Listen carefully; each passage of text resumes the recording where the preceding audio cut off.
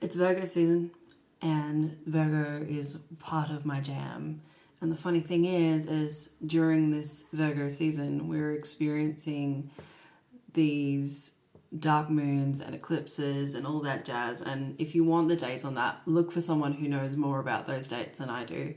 But I am a Pisces rising with a Virgo sun and an Aquarius moon, and I can tell you the jam, what happens during this season that we need to do. And I am coming up to my 35th birthday, and the last 35 years of my life, Virgo season has always put me on my ass. And the reason why I want to share this information with you is because I want you to understand what Virgo season really is. And I'm going to give you my tips for this Virgo season. So Virgo season itself is a space for you to remember that you can only serve others if you have first taken care of yourself. This is the whole, do you remember that in hard times to put the mask on your oxygen mask on your face before you put the oxygen mask on others? Virgo season is a reminder to take care of your home and your health.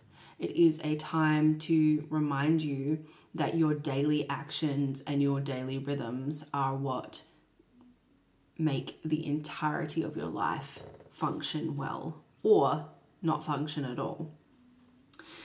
Pisces energy is boundless and is a dreamer and is a portal of profound activation, but you cannot bring the energies of Pisces into this reality without its sister sign, Virgo, helping you to bridge that and actually anchor that into this world. How do you anchor magic into the world? You do this by deeply diving into your routines and making space for that magic to happen. So that is actually the very first tip that I have for you for Virgo season. Make space for magic to happen. Make sure that your daily routines actually look like it has some form of meditation. Do you take time to meditate to actually receive what the magic is? Do you take time to do the journaling? Do you take time to pull a card? Do you take time to go for a walk and commune with nature? Do you make space for the magic to come in? That can also look though like, hey, I did a post on this a couple of days ago where I said my house felt like it was too full. And decluttering is also a way that you can make space for magic to come in. So that is actually my second tip for Virgo season, is declutter. Make space in your home for the good energy to flow in post Virgo season or even during Virgo season. So declutter and make space for magic. The next one is honor your body. I think many Virgos, and this was, something I had to learn the hard way in my earlier years, is that we tend to fall under this need for perfectionism, for being meticulous, for having things in order, being that typical perfect Virgo, that we forget that actually it's not about doing. It is about being. It is about being in the rhythms. It is about taking time to honor our gut and taking time to eat and nourish yourself well. It is about taking time to serve from the heart, and you can only serve from the heart when your cup is full. Because if your cup is not full, then we move into this space of things like bitterness and martyrdom, and we don't want that. We do not want to serve from a space of bitterness or martyrdom, because it really then comes with a debt to others. And this is something that I've been deep diving with this morning, is that I come from a line of women who were very capable and are very capable to do it all as such, but at the cost of their own emotional suffering. And their martyrdom then passed down to my grandmother, passed it to my mother, and then my mother passed it to me. And I'm trying to break that pattern of martyrdom right now, is that if my service to my family is at the cost of my mental health and at the cost of my peace, then I'm not showing up and doing them true service. I'm showing up expecting something in return. And that means that I haven't put my mask on first, that I have not filled my cup into the point of overflow.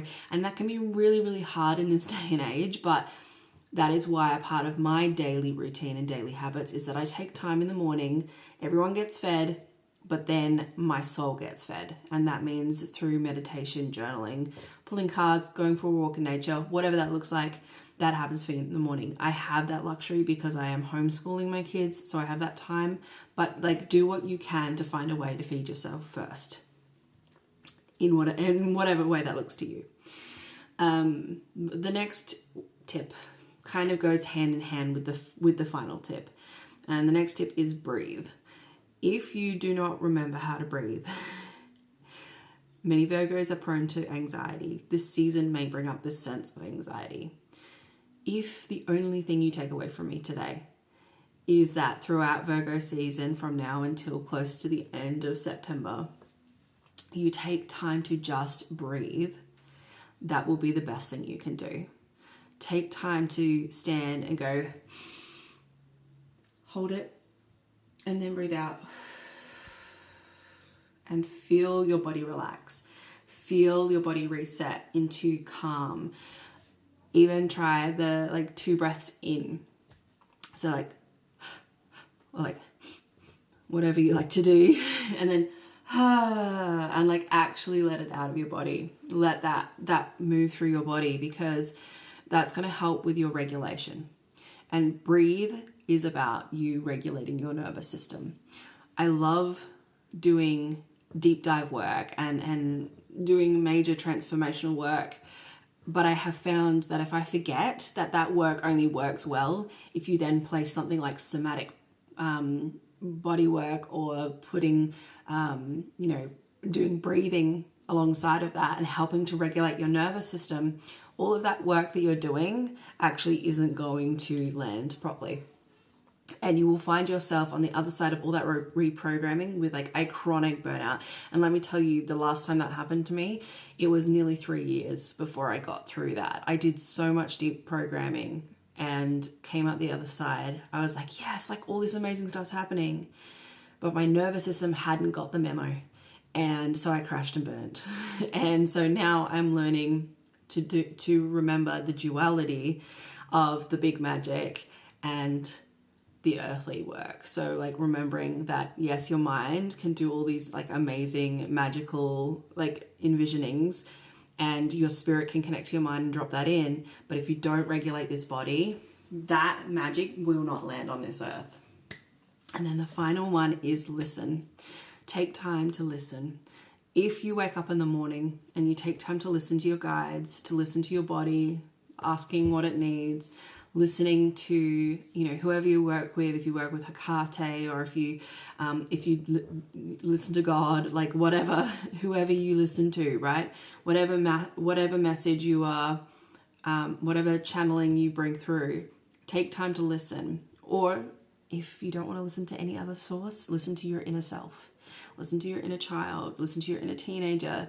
Listen to your inner self, higher self, and ask, what is the guidance that you are calling me to know today? What can I do to serve myself first?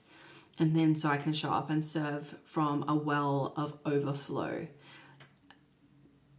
Yeah, that's all. So make sure that you listen, make sure that you breathe, honor your body, take time to make space for magic, and declutter during this next portal of Virgo and through the eclipses. And may the transformation be everything that brings goodness, happiness, and more abundance into your life in ways that you may not have expected.